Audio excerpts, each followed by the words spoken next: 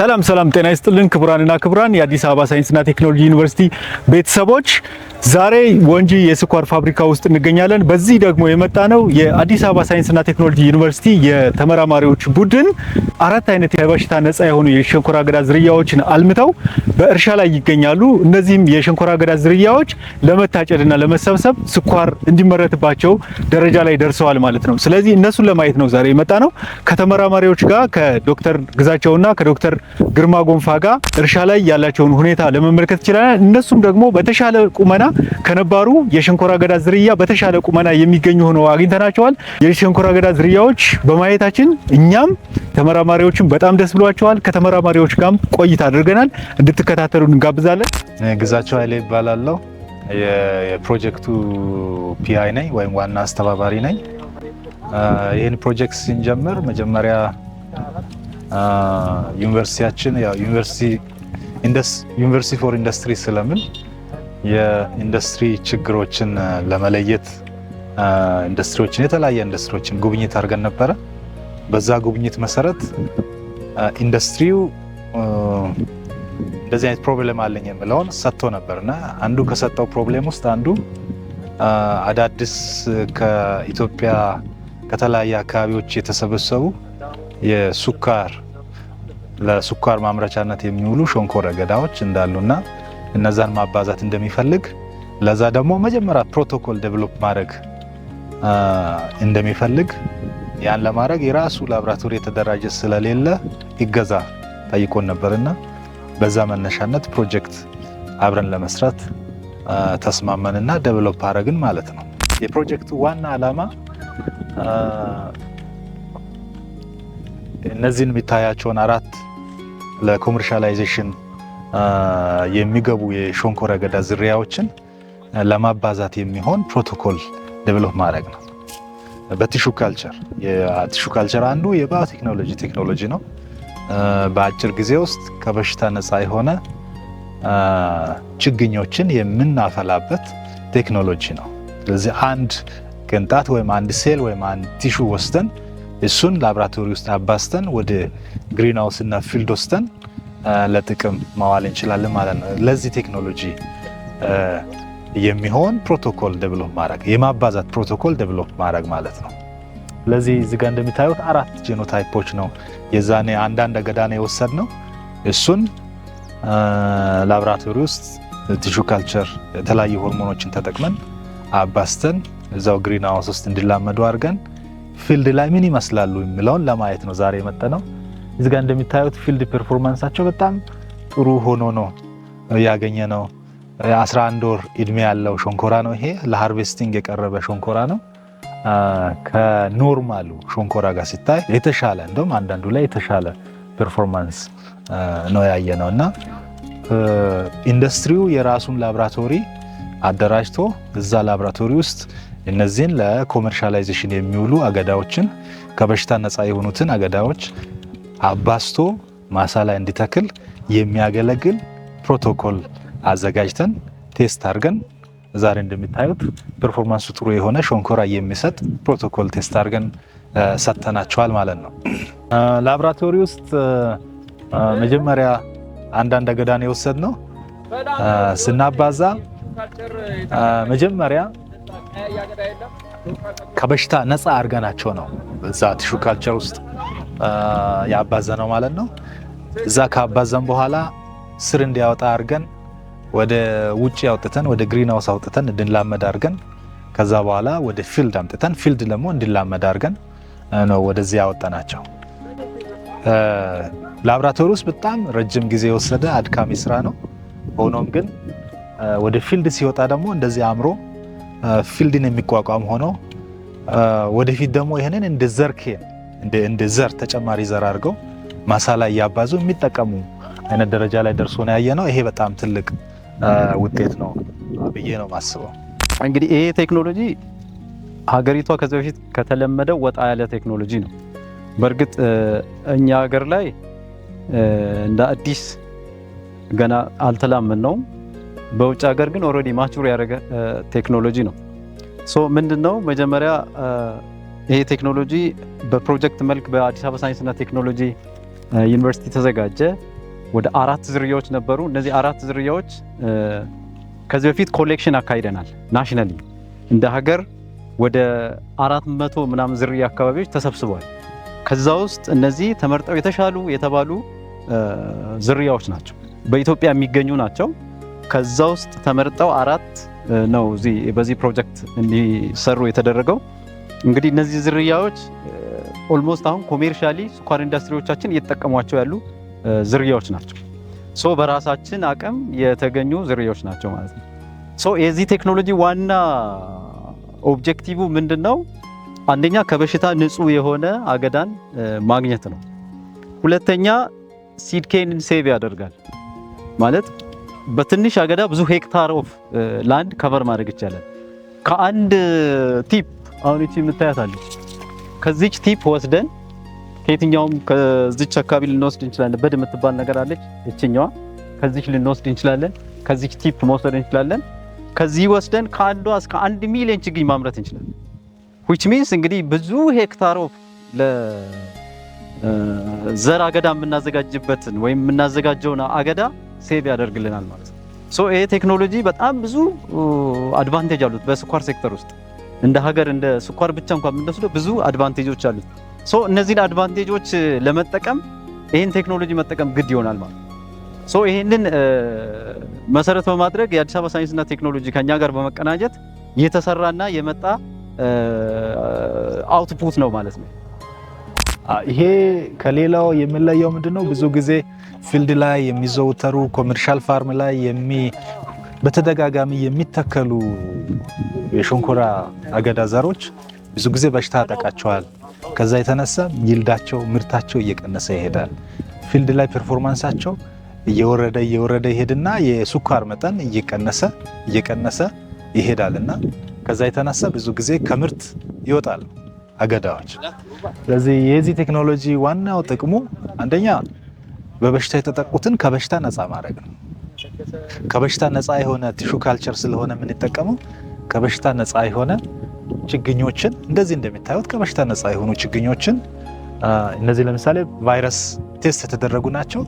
ከቫይረስ ነፃ የሆኑ ቫይረስ በሽታ ከያዛቸው ምርታቸው እየቀነሰ ስለሚሄድ ከቫይረስ ነፃ የሆኑ ችግኞችን ከባክቴሪያ ነፃ የሆኑ ችግኞችን ነው እዚህ ጋር የሰጠናቸው ማለት ነው። ይሄ ወደፊት እንደ ዘር አድርገው ሲጠቀሙባቸው ለስኳር ፋብሪካው ምርትን የመጨመር አዝማሚያው ከፍተኛ ነው። ከዚህ በፊት ኤክስፐሪመንት ተሰርቷል።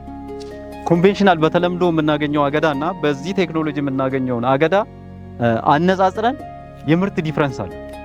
በማይገናኝ ሁኔታ ነው የምርት ዲፍረንስ ያለውና እንግዲህ ከ10 እስከ 15% ተጨማሪ ይልድ እና የሹገር ኬን ፕላንት ኬን ወይም ሲድ ኬን አድቫንቴጅ ማግኘት ይቻላል። በዚህ ቅድም እንደተገለጸው ከ10 እስከ 15% ከፍ ያለ ምርት የስኳር ምርት እንዲኖር ያግዛቸዋል ማለት ነው። ሁለተኛ ደግሞ ይህን ፕሮቶኮል ዴቨሎፕ ማድረጋችን አንዱ ጥቅም እዚሁ ስኳር ፋብሪካ የራሱ ላቦራቶሪ ቢኖር በማንኛውም ሰዓት እነዚህን ሸንኮራ አገዳዎች አባስቶ በማንኛውም ሰዓት ለመትከል በሚመች ሰዓት ብዙ መሬት ሳይፈጅ ምርት በተለይ ይሄ የችግኝ ለማባዛት የሚጠቀምባቸውን መሬቶች ለምርት አገልግሎት ተጠቅሞ ግን እነዚህን ችግኞች ላቦራቶሪ ውስጥ አባስቶ ማሳ ላይ ወስዶ ተክሎ መጠቀም የሚችልበት ቴክኖሎጂ ነው ማለት ነው። ስለዚህ አንደኛ መሬትን ይቆጥባል፣ ሁለተኛ ጊዜን ይቆጥባል፣ ሶስተኛ ደግሞ ምርትን የሚጨምር ቴክኖሎጂ ነው።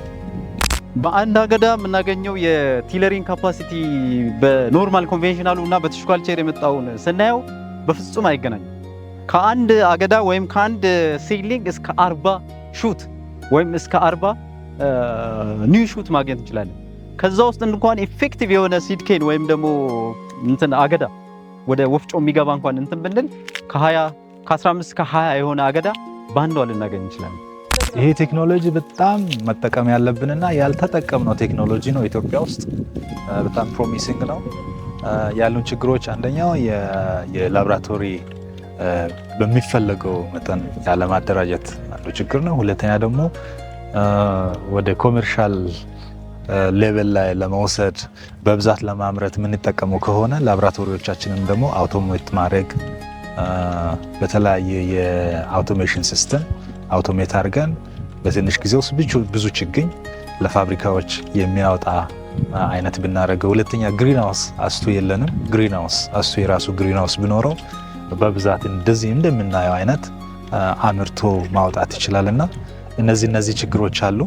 እነዛን መቅረፍ ቢቻል ለብዙ ገበሬ ለብዙ ኢንዱስትሪዎች የሚሆን የተሻሻሉ ዝርያዎችን ማውጣት እና ለኢንዱስትሪው መስጠት ለገበሬው መስጠት የሚችል አቅም ያለው ተቋም ነው ብዬ አስባለሁ። ወደፊት ከዚሁ ከሸንኮራ አገዳ ጋር በተገናኘ አዳዲስ ዝርያዎችን የሸንኮራ አገዳ ዝርያዎችን ኢትዮጵያ ውስጥ ለማውጣት አንደኛ ሸንኮራ አገዳን የምናዳቅልበት ተቋምና ዘዴ መፍጠር አለብን። ያንንም ማጥናት አለብን። ኢትዮጵያ ውስጥ ሸንኮራ አገዳ ያብባል። አበባው ዘር የሚሰጥ ነው አይደለም የሚለውን ማጥናት ይጠይቃል። ስለዚህ እሱንም አብረን ለመስራትና ለማጥናት እየተነጋገርን እንገኛለን። ስሜ ግርማ ይባላል። በአዲስ አበባ ሳይንስና ቴክኖሎጂ ባዮቴክኖሎጂና ባዮፕሮሰስ ልቀት ማዕከል ኃላፊ ሆኜ እየሰራሁ ነው። ባዮቴክኖሎጂና ባዮፕሮሰስ ልቀት ማዕከል በእርሻው ዘርፍ ሰፊ ስራ እየሰራ ይገኛል። በሁለት ቦታ ከፍለን ብናይ የምርታማነትን መጨመር ላይ የምንሰራቸው ስራዎች አሉ። ከዛ ውጪ ደግሞ እሴት መጨመር ላይ የምንሰራው ስራ አለ። ስለዚህ ባዮቴክኖሎጂ ፓርቱ እሴት መጨመር ላይ እርሻው ላይ ይሰራል፣ ፕሮዳክቲቪቲ መጨመር ላይ። ባዮፕሮሰሱ ደግሞ እሴት መጨመር ላይ ይሰራል። ከዛሬ 3 ዓመት በፊት ዩኒቨርሲቲው ኢንዱስትሪዎችን ለመደገፍ ብሎ የወሰደው ኢኒሼቲቭ ነበረ። በራሱ ባጀት ፕሮጀክት ቀርጾ የኢንዱስትሪን ችግር ለመፍታት በወሰደው ኢኒሼቲቭ አንዱ ስናግዝ የነበረው የሸንኮራ ዘርፍ ነው፣ የስኳር ዘርፍ። ያኔ ከተሰጡ ፕሮጀክቶች 3ቱ በስኳር ዘርፍ ላይ የተቀረጹት። ከነዛ ውስጥ ዛሬ የምናየው ፕሮጀክት አንዱ ነው። ስለዚህ ፕሮጀክቶቹ ተሰርቶ ቆይቶ አሁን ወደ ማለቃ ላይ ነው ያሉት። 3ቱ ፕሮጀክቱ ኦልሞስት ወደ ማለቅ ነው ያሉት። ስለዚህ ይሄ አሁን ያለቀው ፕሮጀክት ኢንዱስትሪ ወስዶ አባዝቶ ወደ ኢንዱስትሪ አስገብቶ ጥሩ ስራ እንደሚሰራ ተስፋ እናደርጋለን። ወደፊትም ሌሎች ፕሮጀክቶችና ሌሎች ችግሮች ካሉ ከኢንዱስትሪ ከነሱም ይሁን ከሌሎች ኢንዱስትሪዎች ወስደን አብረን እንደምንሰራ ተስፋ እናደርጋለን። ሳይንስና ቴክኖሎጂ ዩኒቨርሲቲ ጋራ በርካታ ስራዎችን አብረን ሰርተናል። ቀደም ሲል የተጠናቀቁም አሉ፣ በሂደት ላይ አሉ። በሂደት ላይ ካሉት ውስጥ የዝርያን በቲሹ ካልቸር ማባዛት ወይም ደግሞ ኦፕቲማይዜሽን ሚዲያ ኦፕቲማይዜሽን ስራ ተሰርቷል። አሁን ያያችሁት እሱን ነው ማለት ነው። እና ይሄ ስራ በእኛ በኩል ያው በተለይ በዚህ በቲሹ ካልቸር ፋሲሊቲ ስለሌለ ዩኒቨርሲቲው በወሰደው ኢኒሼቲቭ በእኛ በተለይ የኢንዱስትሪው ችግር ምንድን ነው በሚል እኛን ቀርቦ አነጋግሮን ነበረ እና የተወሰኑ ፕሮጀክቶችን ለይታችሁ ስጡን ተብሎ በተሰጠን እድል መሰረት አንደኛ በዚህ በሚዲያ ኦፕቲማይዜሽን፣ ሌላው ደግሞ ከቆዳና ሌጦ የተገኙትን ተረፈ ምርቶች ወደ ማዳበሪያ ቀይሮ ለሹገር ኬን ኢንዱስትሪ ለፈርቲላይዘር ለማዋል ነበረ። 3ቱም ፕሮጀክቶች ተጠናቋል። የዚህ የዝርያውም ያው አድጎ ዝርያው አሁን መስክ ላይ እንዳያችሁት ያው ጥሩ ፐርፎርማንስ ያሳየ ነው። ወይም ደግሞ ለወደፊት ጥሩ ዘር ይዞ ለመነሳትና ለኢንዱስትሪው በስፋት ስራ ላይ ለማዋል ትልቅ አስተዋጽኦ ይኖረዋል። የማዳበሪያው ያው ጥሩ ውጤት አሳይቷል። እሱም በተለይ እሱን በመጠቀም የማዳበሪያ ፍጆታን መቀነስ እንደሚችልና የሶይል ለምነትን የአፈር ለምነትን ማሻሻል እንደምንችል ከጥናቱ አግኝተናል። ዘርን ከበሽታ አጽድቶ በሽታን መቆጣጠር መቻል ማለት ትልቅ ስራ ነው። እኛ እንደ ስትራቴጂ ከያዝናቸው ስራዎች አንዱ ነው።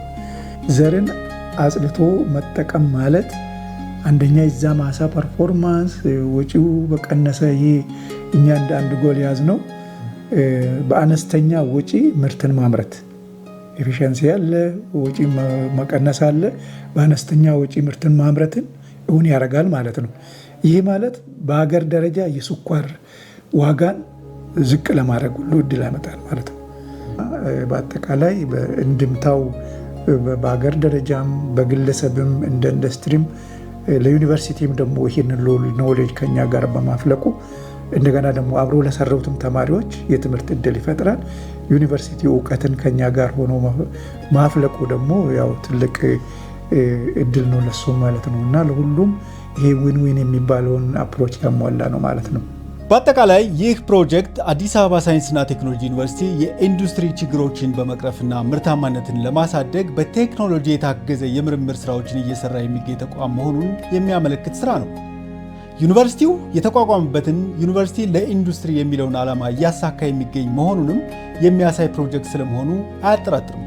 ክቡራንና ክቡራን ተመልካቾቻችን ይህን ቻናል ላይክ እና ሰብስክራይብ በማድረግ የተሻለ እንድንሰራ ያበረታቱን።